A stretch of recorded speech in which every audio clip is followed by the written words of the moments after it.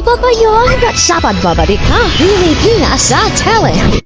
Ang pinakamalaking reality talent competition sa telebisyon na Pilipinas Got Talent magbabalik na. Kumpirmado na muling magbabalik ang Pilipinas Got Talent Season 7 sa Kapamilya Network na originally ay hosted ni na Luis Manzano at Billy Crawford. Gayon din ni Tony Gonzaga. Sa Season 6, ang nagsilbing hurado ay sina Vice Ganda, dating ABS-CBN President Freddy Garcia o FMG, Angel Locsin at ngayon ay si Senator Robin Padilla.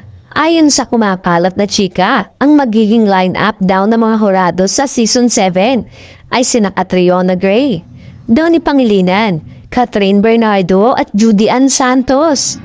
Ang nagbabalik kapamilya na si Maa Salvador ay maugong na makaasama rin sa line-up.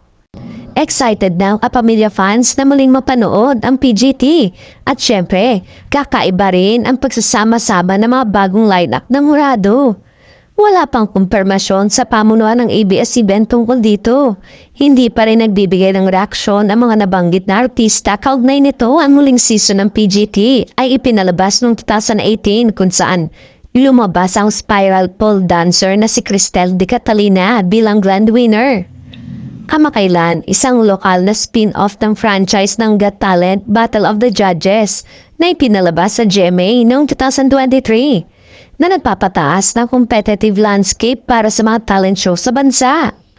Habang naghahanda ang PGT para sa ikapitong season nito, marami ang sabik na makita kung anong bagong talento ang lilitaw at kung sino ang gagabay at huhusga sa kanilang mga performance. Makakakita ba tayo ng mga fresh faces na panel o babalik muli ang mga dating stars?